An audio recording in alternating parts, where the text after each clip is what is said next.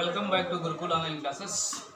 आज एक बार फिर आप लोगों के सामने मुखातिब हुआ हूँ काफ़ी दिनों बाद मुखातिब क्यों हुआ है इसका रीज़न आप जान ही रहे हैं। हमारे एक छोटे से रिक्वेस्ट को आप लोगों ने नज़रअंदाज कर दिया। खैर कोई बात नहीं, नज़रअंदाज कर दिया तो कोई बात नहीं, लेकिन फिर भी हमें आपके फ्यूचर की चिंता है, हमें आपके भविष्य की चिंता है।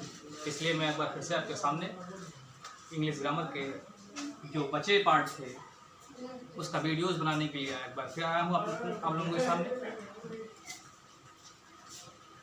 आप टीचर्स के बारे में सोचे या ना सोचे, लेकिन टीचर्स को हमेशा अपने स्टूडेंट के बारे में चिंता होती है।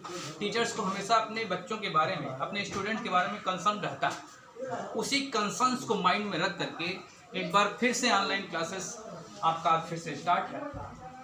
उस ऑनलाइन क्लास के स्टार्ट में फर्स्ट वीडियो मैं आप लोगों के सामने लेकर आया हूँ। आप देखिए, एक्टिव पैसिव वॉइस का जो पार्ट मैंने बनाया, 3 पार्ट बनाया।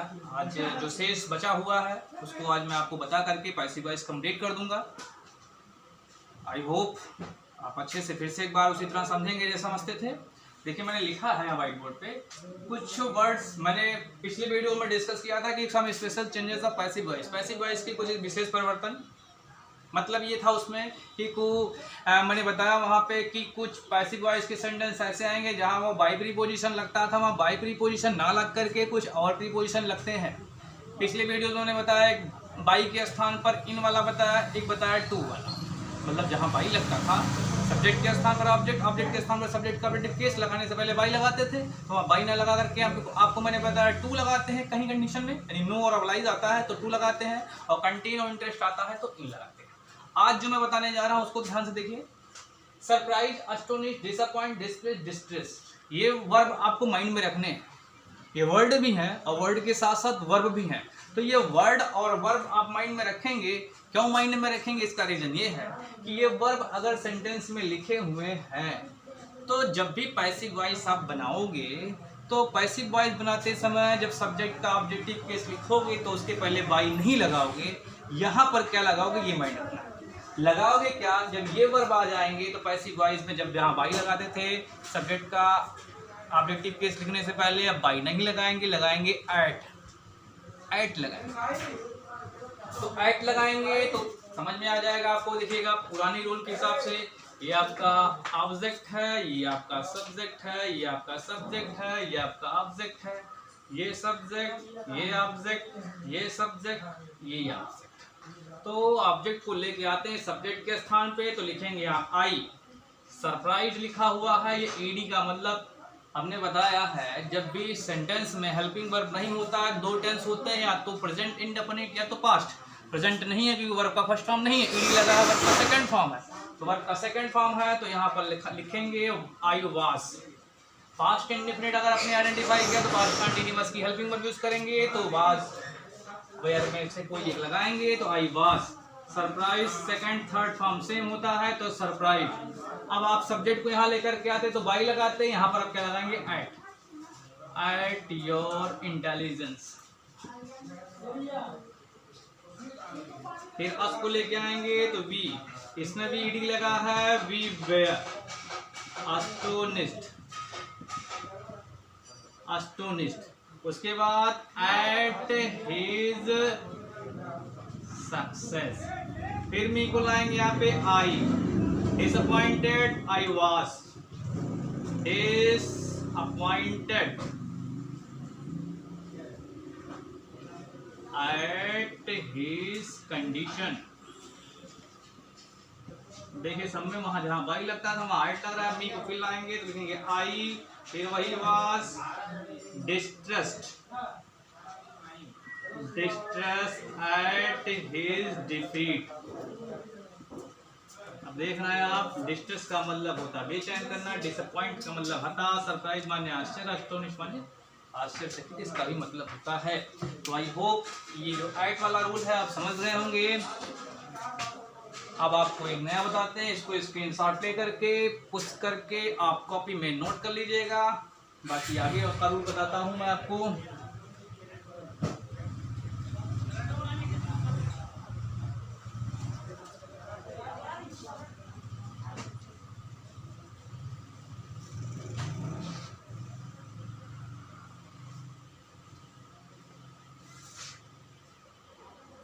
अब देखिए, please satisfied is the sharp. In verb और वर्ड को भी आपको दिमाग में रखना होगा कि इन सब ये वर्ब आ जाएंगे तो क्या करेंगे।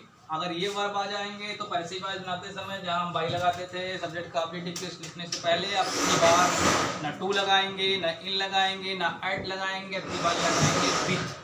इन वर्ड्स को आप माइंड में रख लीजिएगा कि please satisfied is the charm words अगर आते हैं सेंटेंस में वर्ब के रूप में तो वहाँ पर हम जो बाई या टू या इन या एट लगाते थे अपनी बार क्या लगाएंगे, विथ लगाएंगे। बाकी रूल्स पुराने हैं। हिम आपका ऑब्जेक्ट है, लाएंगे यहाँ पे ही हो जाएगा, ईडी लगा हुआ है तो वाज, उसके बाद वर्ब का थर्ड फॉर्म, पूरे पैसिव वॉइस में वर्ब का थर्ड फॉर्म यूज होता ही है, प्लीज विथ, उसके बाद माई, देखिए ही बाई लगाते थे, माई बिहेवियर, ये हो गया आपका। फिर यहाँ पे आइए, your word satisfy the officers, तो द ऑफिसर्स सेटिस्फाई है, सेटिस्फाई को यहाँ पे हम IES लिख देते हैं, सेटिस्फाइज। तो ये द ऑफिसर्स, अब सेटिस्फाइज है तो R लग जाएगा क्योंकि ES लगा हुआ है, तो इसका मतलब ये इंट्रोड्यूस करता है प्रेजेंट इंडेफिनिट को, और प्रेजेंट इंडेफिनिट को जब इंट्रोड्यूस करेगा तो प्रेजेंट कंटीन्यूअस को की हेल्पिंग वर्ब यूज करेंगे तो R लगा दिया। R क्यों लगाया? क्योंकि ऑफिसर्स प्लूरल में है। The officers are satisfied, satisfied with your work। फिर आइए यहाँ पे हर पेरेंट्स, उसके बाद लगाएंगे यहाँ पे वेयर क्यों लगा रहे हैं आप जान रहे हैं, डिस्कस्टेड है विथ हर फेल्यूर। फिर आइए द लिसनर्स, उसके बाद लिखेंगे चार्म्ड है तो वेयर हो जाएगा, were charmed with her sweet song. पुराने रूल की तरह है ये, उसमें एट लगा रहे थे, इसमें विथ लगा रहे हैं। टफ थोड़ा सा इसमें ये है, इन सारे वर्ब्स को आपको याद रखना होगा कि कौन कौन से वर्ब्स ऐसे हैं कि जहां पर जो प्रीपोजिशन है वो चेंज हो जाते हैं। बाकी रूल्स जो आप देख रहे हैं, टेक्निक जो आपकी पुरानी ही है, बशर्ते जो नया आपको मिल रहा है वो वर्ब्स मिल रहे हैं। इन वर्ब्स को आपको माइंड में रखने से नोन ऑब्लाइज हुआ, नो और ऑब्लाइज हुआ तो वहाँ टू लगाएंगे, अगर कंटेन इंटरेस्ट हुआ तो इन लगाएंगे। मेरे बार बार लिखने पे अगर मेरे दिमाग में फीड हो सकता है तो आई होप आपके दिमाग में फीड हो जाएगा, लेकिन बार बार अगर आप उसको रिवाइज करोगे, तब एक्सरसाइज करोगे, रिवाइज करोगे, तभी आपके भी दिमाग में फीड होगा। कंटेन इंटरेस्ट आ जाएगा तो आप जो है लगा दोगे, ऐड का बताया, विथ का बताया, इन सारे वर्ब को आप माइंड में रखोगे तो आई होप समझोगे। और इसको भी आप स्क्रीनशॉट लेकर के इसको भी रखोगे तो समझ में जाओ। सम स्पेशल सेंटेंस में कंडीशन में बताऊं, मैंने सेंटेंस व्हाइट बोर्ड पे लिखा है, इसका रूल्स मैं बता दूं आपको कैसे क्या होता है। इसका रूल्स ये है कि आप देख रहे थे अभी तक होता क्या था, सब्जेक्ट और वर्ब के बाद डायरेक्टली ऑब्जेक्ट आ जाता था, तो अब ऑब्जेक्ट एक वर्ड के रूप में होता था, यानी एक वर्ड ही आपका उठ करके सब्जेक्ट के स्थान पर लिख जाता था। अब आपको सेंटेंस ऐसा मिला है, यहाँ सब्जेक्ट हो गया, यहाँ वर्ब हो गया।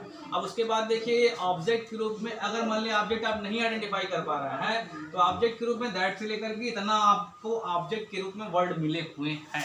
तो ऐसी कंडीशन में हम कैसे रिकॉग्नाइज करेंगे, कैसे आइडेंटिफाई करेंगे कि ऑब्जेक्ट कितना, कौन सा वर्ड लिखा जाएगा, पूरा लिखा जाएगा। तो मैं आपको बताऊं, रूल ये है कि कभी कभी कुछ एक्टिव वॉइस के सेंटेंस ऐसे आ जाते हैं जहां पर ऑब्जेक्ट के रूप में कोई एक शब्द या फ्रेज ना होकर के क्लास होता है। क्लास का मतलब वाक्यांश होता है।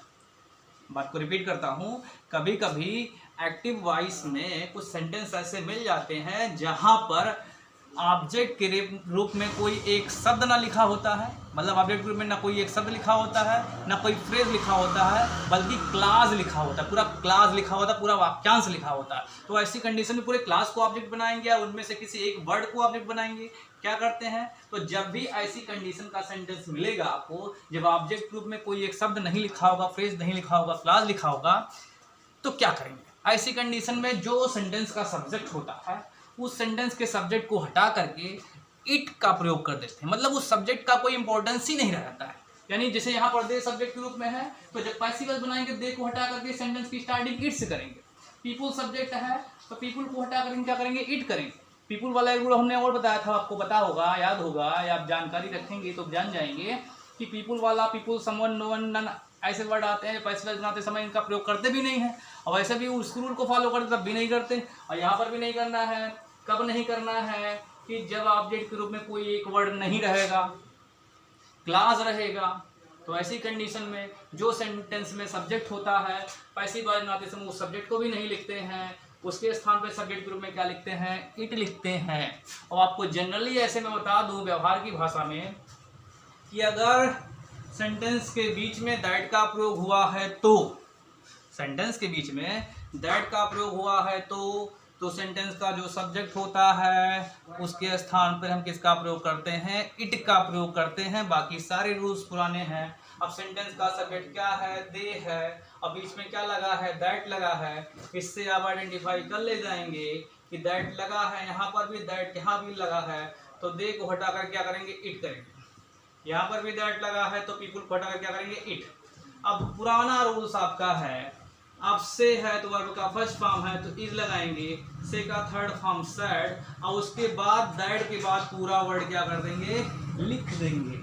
ऐसे यहाँ पर भी इट इज, बिलीव वर्ब का फर्स्ट फॉर्म है तो इट इज बिलीव्ड हो जाएगा आपका, इट इज बिलीव्ड। अब दैट के बाद पूरा वर्ड क्या कर देंगे, लिख देंगे। करना कुछ नहीं है आपको कि जब भी कुछ पैसिव वॉइस के सेंटेंस ऐसे मिलेंगे जहाँ पर ऑब्जेक्ट एक शब्द ना होकर के पूरा क्लास होता है या फिर दैट से जुड़ा होता है, तो ऐसी कंडीशन में सब्जेक्ट के स्थान पर इट करेंगे।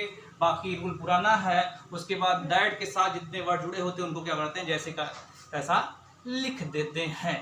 अब हमारी समझ से एक्टिव टू पैसिव वॉइस के रूल्स कंप्लीट हुए। अब आई होप ये रूल्स भी आपको समझ में आ गए होंगे। और एक बार फिर से कहना चाहूँगा, हमको पूरे विद्यालय परिवार को आपके फ्यूचर की चिंता है, इसलिए ऑनलाइन क्लासेस के सारे वीडियोस, सारे सब्जेक्ट के वीडियोस अब आपके ग्रुप पर मैसेज किए जाएंगे। इसको आप नोट कर लीजिएगा। बाकी का जो पार्ट है या बाकी के जो टॉपिक है उनको आपको अगले वीडियो में बताया जाएगा।